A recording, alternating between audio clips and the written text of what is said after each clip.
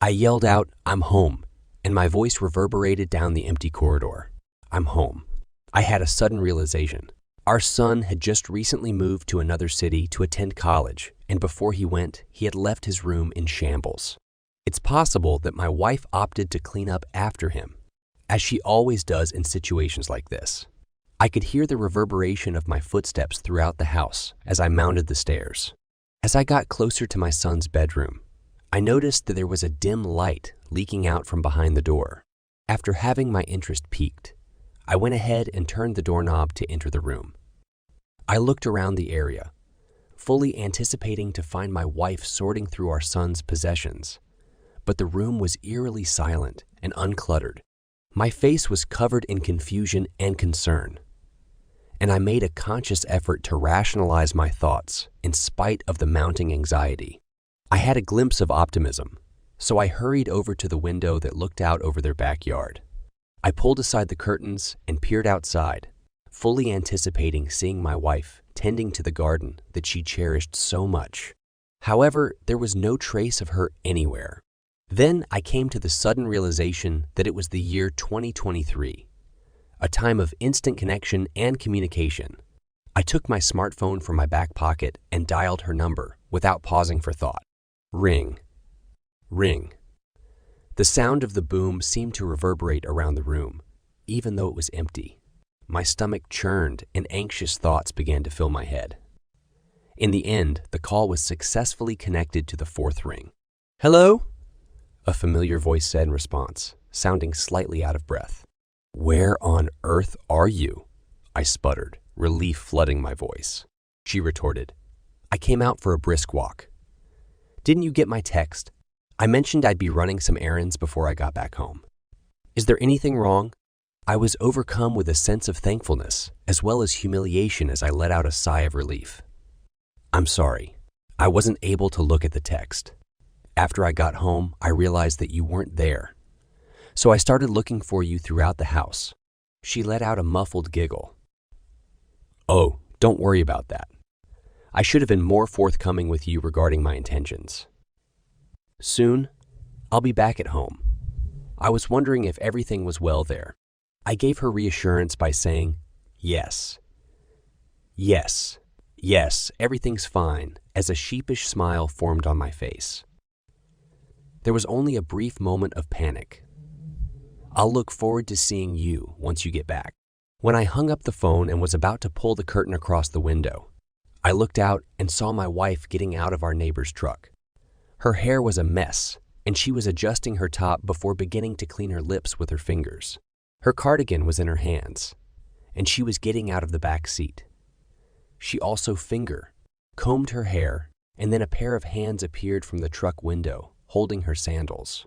However, as soon as she moved her hands to keep the sandals in place, the hands disappeared back inside the vehicle. Then she checked here, there, and everywhere before going inside until her upper body. When she finally drew herself out, she was once again scrubbing her lips with her fingers while holding her sandals, cardigan, and other items in her hand. She left the sandals on the floor and wore them before putting on her cardigan. She snuck out of the neighbor's house, strolled up to ours, and opened the gate. When she entered, I observed our neighbor come out of the rear seat of his truck, closing the fly of his jeans while he was not wearing a shirt. He smiled to himself as he stretched his body, and then he reached inside the truck to retrieve his shirt, which he then put on. What I just saw, the visuals, I would not have ever considered thinking about. After 24 years of marriage, when our second child started college, how could you ever consider cheating on your partner? Although I had witnessed them spend a lot of time together in the past, I had never given any thought to the possibility that they were involved in any kind of immoral activity. I felt as if someone had ripped out my heart, and my soul was on the verge of shattering. I lacked the strength to even take one step forward, and at the same time, rage was pouring from the bottom of my stomach. I wanted to grab her by the hair and throw her in the neighbor's house, and I yelled at her to go there and spend the rest of her life there. Whenever I asked my wife what they were talking about, she responded in a casual manner that he was asking about my garden stuff. Whenever I asked my wife what they were talking about, She responded in a casual manner that he was asking about my garden stuff. I always got convinced by her lies because our neighbor also got a big giant garden. So I thought he wanted to spend his time in gardening, and he was taking tips from my wife as he lived alone with his 2 dogs. It has been 30 years since I moved in, and I have never gotten along with this man for the first few years he lived with his mother. And since she passed away, he has been living here alone, despite the fact that he has kept bringing him company every other night. When my wife started calling my name, I did not react because I was in the process of what she had been doing behind my back, and I had no idea how long that had been going on. She came upstairs and entered the room where I was standing. I think she was smart enough to sense that I was not doing okay and asked me if I had seen any ghosts, and I told her that I had seen something that was beyond what I could have imagined. She hurried up to me because she believed I was going to lose my balance, because I was literally feeling the room spin, but I pulled her from her arms and yelled, "Why? Why? Why the hell?" She was perplexed until I instructed her to look out the window and pointed at the truck, at which point she understood why I was behaving in such an aggressive manner. She tried to get away from me and break free of my grip, but I could not contain my rage, and I slapped her, causing her to fall over onto the bed. I was yelling at the top of my lungs and continued asking her how long she had been betraying me. She started crying and kind of accepted the fact that it was her first time, but the moment it happened, she regretted it. She kept her hand on the check, looked at me, and said she never had any intention of betraying me since that neighbor had been seducing her, and she had never fallen for him. But this morning she was unable to exert any control over the circumstance, and it transpired anyhow. After that, she began to use emotional blackmail on me by claiming that I could not break up with her because we had a happy family. Our 2 children had started college, and what would they think about us? We should have set an example for them to live a happy life, and she was willing to do anything to make it up to me, and she kept swearing that it wouldn't happen again. Eventually, I gave in to her demands and decided to end our relationship. I yelled at her to be quiet because she was not willing to accept that her betrayal had been revealed to me, and I would not be able to accept her in my life with the label of an unfaithful wife. Then I informed her that she cannot use our children as a shield to cover her faults, and that I am unable to continue being in this marriage, since she has damaged everything with her greed and hunger for pleasure. Before I walked out of the room, I told her that I was going to leave the house. But that when I returned, I did not want to see her in my house, nor did I want any of her belongings in my home, and that if she did not take her things with her, I would throw them away in the trash because I could not stand having anything that belonged to her near me. After what seemed like an eternity, I was finally able to make it back to my house, but I had no idea how many hours had gone since the incident. My mind was still whirling from the shock, and my body felt like it had been pummeled and broken. It was as if I were looking at the world through a cloudy lens. Everything around me appeared unclear and far away. When I walked into the house, I was immediately overcome with a sense of emptiness. My wife was not there, and her absence was very noticeable. Everything served as a constant reminder of what had existed in the past but was no longer whole. She had taken all of her stuff, just as I had warned her she would, but the reality of her disappearance struck me with a heightened level of intensity. I reflected on the following actions as I was perched on the foot of our bed. The betrayal went to great depths, and the wounds it caused were still fresh. A divorce appeared to be unavoidable, but after struggling with my feelings for some time, I came to a conclusion. In spite of the fact that she had been unfaithful to me, I decided not to bring it up throughout the divorce process. She was still the mother of my children, and they deserved a future in which their parents could show at least some sort of respect for each other, even if their relationship had broken down. I made an effort to put the pieces of my life back together. I threw myself into my work and concentrated on getting my life back on track. Even though the hurt was always there, lingering in the recesses of my psyche, I forced myself to go forward because I was so focused on providing a secure environment for my kids. After almost 2 days without seeing her, I finally did so when I stepped outside. My breath caught in my throat, and I went completely still out of shock.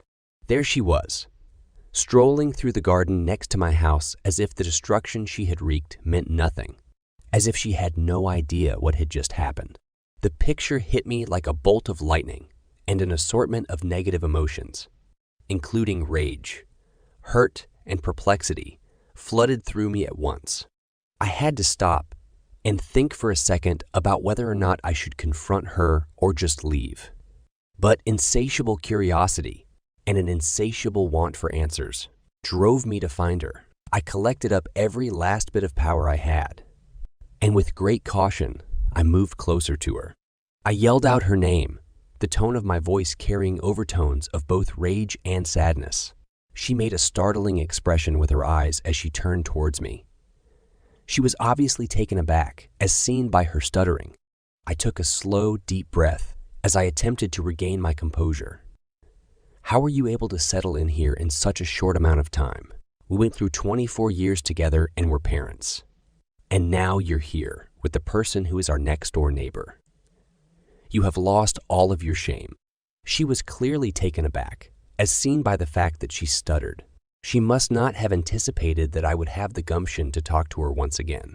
She waited for me to finish, and then she told me in the most gentle voice that she had stopped her career because she married me and indulged herself in raising our children and maintaining our children and maintaining our house, and that after 24, anyone would give her a job or something, and that she cannot go to her parents at this age because they are already struggling with old age, and that she then confronted me with the fact that yes, she had no shame left because she did not want our children to become divided when they returned home from college. I asked if she was going to marry this unleashed animal, to which she responded that it was none of my concern. However, now that I asked, she told me that they haven't decided yet whether to get married or not. After seeing her shameless attitude, I decided that I would not spare her and her affair partner.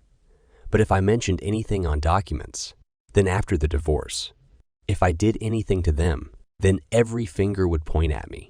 Because of this, I finally filed for divorce.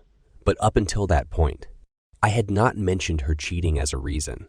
After a long and difficult process lasting for 6 months, we finally settled our divorce. When our children returned home for the holidays, we told them about it, and at first, they were disturbed. However, when we told them that it was a mutual decision and that we will always be their parents first, no matter where life takes us, they finally accepted our decision. I made an effort to appear normal in front of everyone, and I waited several months before exacting my vengeance. During that time, I did not do anything that would cause anyone to point a finger at me. Instead, I appeared like an understanding human in front of my children and in front of everyone else in the neighborhood. I have not yet decided how I will exact my vengeance, but the other day I was standing in the same window where I had seen my ex-wife having an affair, and my eyes landed on that same truck. At that moment, an idea sprung into my head.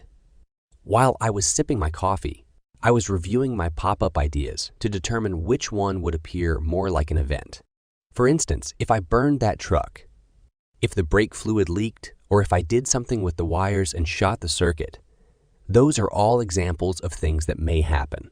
Even after we got divorced, my pride did not feel satisfied because she was not putting forth any effort to achieve anything. She had been taking care of my home for the previous 24 years, and she was now taking care of the home of one of my neighbors. This meant that she was leading a regular life, and she had also quickly found a new partner after she left me. I was the one who was being cheated on by a partner, and I was the one who was living alone in the misery of watching them happy, which meant that I was the victim, and I was the one who was suffering. I started looking for an opportunity to do something with the wire of that truck, but I had to be careful. Because I did not want to be caught on any camera while I was doing the wire task. He had been living there for a very long time, so I knew how many locations he installed his surveillance cameras. It was impossible to do anything when the truck was parked in the house because my cameras also captured some areas of his parking. I wanted to cause them financial harm, but I didn't want to harm them physically too badly. Yet my wrath was at an all-time high, And I finally got a chance when I located that truck near the beach on a day when there were no cameras in the area. Perhaps they were having a picnic. To imagine them having a picnic and having a good time together and being happy was the final straw. Since I was the locksmith, opening the truck door was a piece of cake for me. I did what I had been preparing to do and got out of the truck. That evening, I returned home with a cheery expression on my face, drank a completely full bottle of wine, and then fell asleep on my couch. I had a terrible headache when I woke up, so I took some Tylenol. When I checked my phone, there were a lot of text messages and phone calls. I had been imagining that when I woke up in the morning, I would have news about their truck. When I called one of my kids, I was told that a truck had been in an accident and that my ex-wife and her lover were still in the intensive care unit. I got afraid and hung up the phone. I did not anticipate that I would feel that badly about them, but my plan actually went awry. I did not want them to be in any kind of danger. I just wanted to hurt them financially.